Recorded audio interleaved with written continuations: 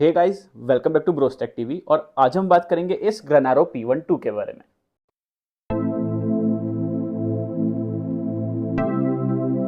तो सबसे पहले इसको अनबॉक्स कर लेते हैं। ये है ग्रेनारो का बॉक्स और इसके अंदर आपको देखने को मिलता है एक ये सॉफ्ट सा केस, वारंटी कार्ड और साथ ही में एक यूजर मैनुअल की पता नहीं कौन पढ़ता है। और उसके बाद ये आता है अपना मेन बॉक्स जिसके अंदर आपको ट्रांसमीटर और रिसीवर दोनों देखने को मिलेंगे। ये है इसके अंदर 2 ट्रांसमीटर्स और एक रिसीवर।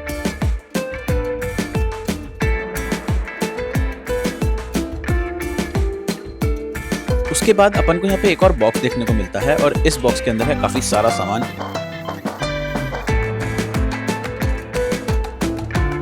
जिसमें आते हैं अपने ये 2 वायर्ड ईयरफोन्स, साथ ही में एक connector USB A to Type C, इसमें 2 Type C हैं, और 2 ये बफ्स देखने को मिलते हैं अपन को दोनों ट्रांसमीटर्स के लिए। एक ये 3.5 mm जैक, ये भी 3.5 mm केबल, एक Type C to Type C cable और एक Type C to lightning cable. उसके बाद अब इस बॉक्स में से अगर अपन दोनों ट्रांसमीटर्स निकालें तो ऐसे आपको दोनों ट्रांसमीटर्स का डिजाइन देखने को मिलता है। और ये है हमारा रिसीवर।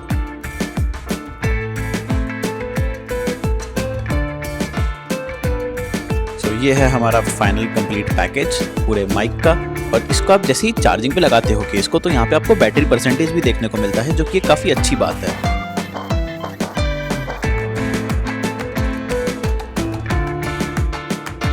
तो अब इनको वापस रख देते हैं और वीडियो में आगे बढ़ते हैं। ये गया हमारा ट्रांसमीटर और रिसीवर।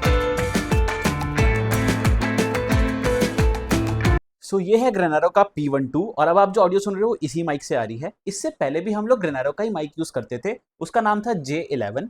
इसकी भी क्वालिटी काफी अच्छी थी, लेकिन इस माइक के कंपैरिजन में उतनी ज्यादा इफेक्टिव नहीं है। ये जो ग्रेनारो का J11 है, इसमें अपन को रिसीवर एक ही देखने को मिलता है, ट्रांसमीटर भी एक ही है, जो कि नॉर्मल यूजेज के हिसाब से काफी ठीक है। लेकिन अगर आपको एक्सट्रीम यूज चाहिए, अगर आपके पास मल्टीपल रोल्स प्ले करने आपको कहीं पे, या फिर आउटडोर एनवायरमेंट में शूट करनी है, तो फिर नॉइस कैंसिलेशन वगैरह इसकी इतनी अच्छी नहीं है। लेकिन हाँ, दूसरी तरफ इसकी प्राइस भी कम है काफी ज्यादा। 1700 रुपीज में ये माइक आपको देखने को मिलेगा, उस हिसाब से काफी अच्छी क्वालिटी है इसकी। और ये ग्रेनारो का P12, इसकी प्राइस है 5000 रुपीज, जो कि एक्सपेंसिव तो नहीं है इसकी क्वालिटी के अकॉर्डिंग, क्योंकि इसकी क्वालिटी काफी ज्यादा अच्छी है। अब बॉक्स कंटेंट इस माइक के आप ऑलरेडी देख चुके हो। उसके अलावा एक सबसे मेजर पॉइंट जो मैं आपको बता दूं, मेरे को इसकी वजह से काफी ज्यादा प्रॉब्लम हुई थी।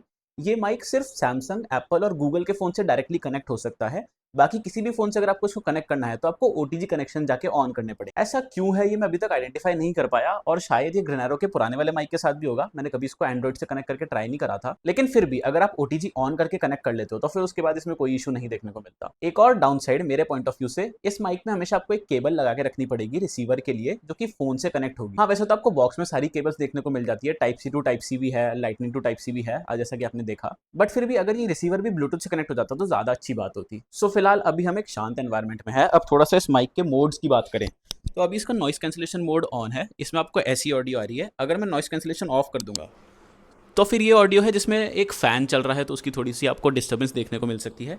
उसके बाद ये इसका रिवर्ब मोड है। ये आप कहाँ यूज़ करोगे मेरे को नहीं पता, मेरे तो कहीं यूज़ में नहीं आएगा जहाँ तक है ये। बाकी सबसे बेस्ट मेरे को जो लगा वो इसका नॉइस कैंसिलेशन मोड है। और उसके बाद ये वाली ऑडियो है जब मैंने नॉइस कैंसिलेशन और रिवर्ब दोनों मोड को एक साथ ऑन कर रखा है।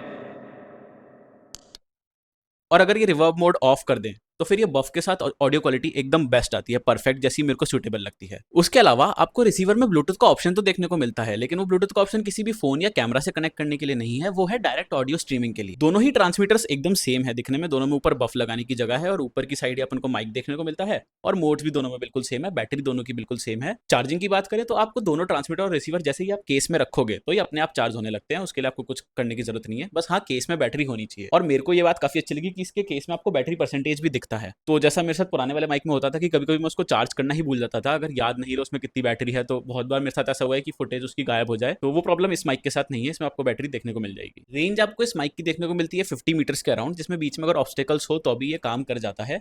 और अगर बफ हटा के इसकी क्वालिटी की बात करें तो अब ये ऑडियो आप सुन रहे हो बिना बफ के, क्या फ़र्क है इसमें आप कमेंट करके बताना। उसके अलावा एक और इशू मेरी तरफ से कि ये बफ़ आपको हमेशा इसमें लगाना और निकालना पड़ेगा, क्योंकि आप बफ़ लगा के नहीं रख सकते इसके केस में इतना स्पेस नहीं देखने को मिलता आपको। और बैटरी बैकअप इस केस का आपको देखने को मिलता है 2000 mAh का, जो कि रिसीवर को चार्ज करने के साथ में आपको 30 आवर्स तक का बैटरी बैकअप दे देगा। और उसी के साथ रिसीवर में एक डिस्प्ले भी है जो कि आपको दोनों ट्रांसमीटर की कनेक्शन क्वालिटी भी बताता है और वॉइस मॉड्यूलेशंस भी, और आपका नॉइस कैंसिलेशन ऑन है कि नहीं वो भी आपको रिसीवर से देख के ही पता चल जाएगा। चार्जिंग के लिए दोनों ही ट्रांसमीटर और रिसीवर में नीचे मैग्नेटिक पोर्ट्स दे रखे हैं, जो कि आप बॉक्स में डालोगे और अपने आप चार्ज होने लगते हैं। सो ओवरऑल 5000 रुपीज की प्राइस में मेरे को ये प्रोडक्ट डेफिनेट बाय लगा एक। अगर आप भी एक कंटेंट क्रिएटर हो तो फिर आप इसको जरूर कंसीडर कर सकते, मेरे हिसाब से ये काफी अच्छी वैल्यू प्रोवाइड करता है। So that's all about Granaro P12। अगर आपको ये वीडियो अच्छा लगा हो तो इस वीडियो को लाइक करना, शेयर करना और चैनल को सब्सक्राइब करना मत भूलना। बाय।